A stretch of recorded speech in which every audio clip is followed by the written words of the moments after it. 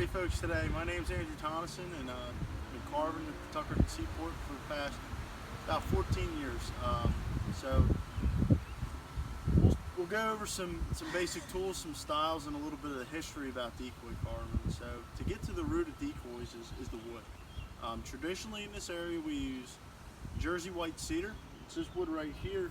It grows in our local swamps, makes it almost impervious to rot, which makes it an ideal wood to carve our decoys, build our boats, our homes, our docks, everything out of in this area. And at one time it was very readily available. Today it's getting harder and harder to find, but you still can't beat the wonderful smell and the wonderful work and ability of it.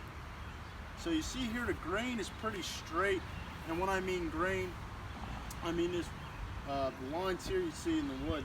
So this is what we initially start with. We'll cut out the top view of a decoy, glue two of them together, and then you're ready to start carving. As you can see, this is called slab wood. The old timers would get this as the first cut off the log. Lumber mills had no use for this, but the old time decoy carvers had a great use. Slap two pieces of that together, and they already were halfway there when we started. Geniuses we are today, we go out and buy square lumber. It takes us twice as long to carve a decoy, but we still use the same traditional hand tools, methods, and styles of the old timers. Welcome back to Andrew Tonneson with some more decoy information. Here in New Jersey we have two styles of decoys. We have the Barnegat Bay and the Delaware River, named for where they originated, one from this side of the state, one from the other.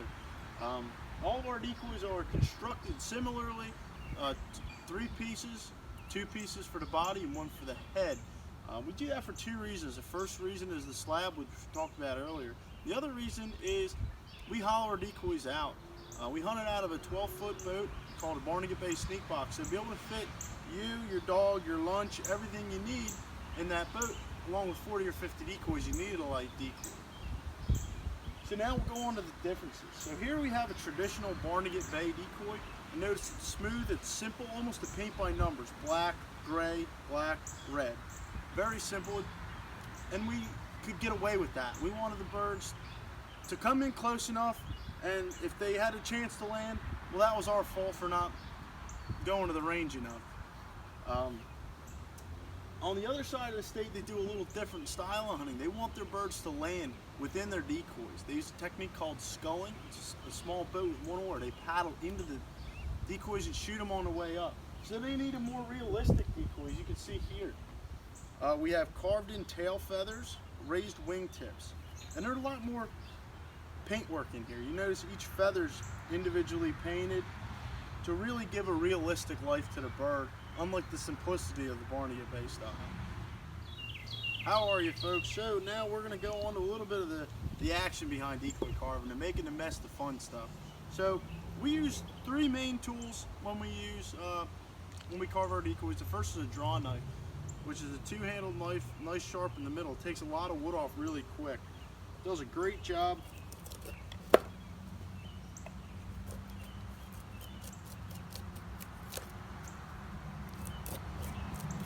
You can see with a little bit of effort, I'm able to take a lot of wood off and really round that bird down. Knock off those sharp corner edges. Is what you want to do. You want to take away everything that's not a duck. Just that simple.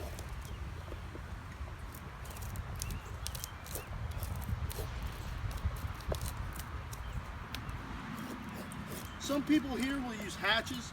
I never worked with one. I'd like to, but I've learned on a draw knife, and they do the same job. Just one might take 30 seconds instead of 15. But they both do a great job, take a lot of wood off really quick, and we're able to knock those real rough edges off in a short period of time.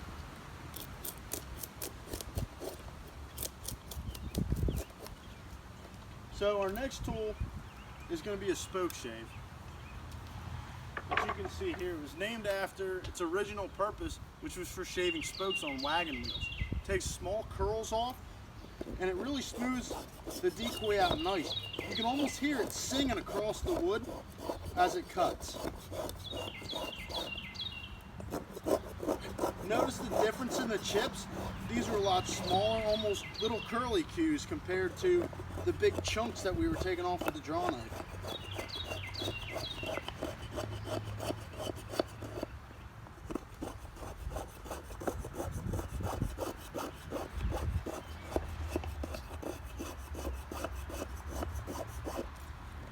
So here you can see how quick we rounded that body off, that top view right there. You can see the difference between the chunkiness of the draw knife to the nice smooth finish that you get with spoke shave. So now for the third tool is your good sharp knife. You got to keep your tools sharp. A sharp knife won't cut you as bad as a dull knife. A dull knife, you have to force it through the wood, while a sharp knife kind of glides, almost like a knife through butter. Your knife you use a lot to carve your heads, and that's really where the personality of the bird comes in. This way you can almost put an expression on the bird's face. Different poses and things like that bring life to it.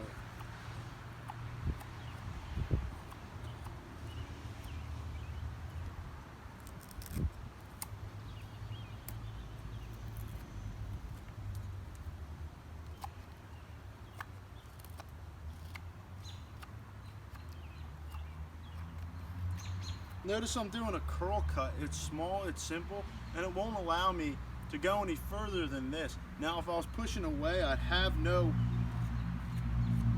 control of the knife. The knife wants to kind of go where it will. Unless I push with my thumb. Then that knife will only go as far as my thumb will allow it. Both are excellent, safe carving methods. The preferred method for a beginner would be obviously to carve away from yourself, but both are great to start off with some supervision. And carving is just such a fun, relaxing hobby. Anybody can learn to do it. The nice thing is, if me and you carved the same bird, you'd easily be able to tell them apart, because we carve paint our personalities in the bird. You know, some people like them thin and long, some people like them short and fat, some people like, you know, just really colorful, some like very simple. And that's the beauty about carving, is there's no right way or wrong way to do it. It's your way, and it's your interpretation of the bird. Hey, how are you? So just remember, we talked about carving the heads. Well, here we have 3 finished heads right here. We're going to talk a little bit about them. These are all from the same bird. They're an Atlantic brant, found along the coastal shores. A very traditional bird to carve here in New Jersey, especially on the coast. So you can see they're all the same, but they're all different. And that's the cool thing about heads, is you can position them in different things. So here we have a relaxed bird, kind of just hanging out, doing his own little thing, just enjoying himself. Gives the birds a comfort when they come into your decoys. Now we have one in a swimming position. This is more of, hey, I have some motion. I'm moving around, I'm checking out the sights, I'm looking for food, I'm having a good time. He's just kind of, again, doing his thing, bopping around, swimming, and just trying to figure it out, see where his friends are. Now this guy, he's a little different. He's a mix of the two. He's more alert, but he's still relaxed. He's kind of, okay, you know, let's see what goes on. But that's the cool thing, is just by the position of the head, you can change the whole attitude of your bird and the whole attitude of your rig. And that's a really awesome part about carving. Like I said, you carve and paint your personality into the birds. You notice they're kind of goofy, having a good time. Well, your carver's not much different. So like I said, carving's it's a fun, relaxing hobby. Anybody can learn to do. There's no right way or wrong way. I can't emphasize that enough. And that was instilled in me when I first started. You know, I just fell in love with the folk art of carving, and that's what it really has changed to today. Traditionally, decoys were a tool. They were used to go out and hunt ducks. They were born and bred to hunt ducks. But now they're carved and painted more to, you know, fool judges instead of ducks, or sit on somebody's mantelpiece, and it's more of an art form than a tool. But you know what? We still carve and paint them the same way, and we still enjoy it. And that's what it's all about, is enjoyment and just getting to work with your hands.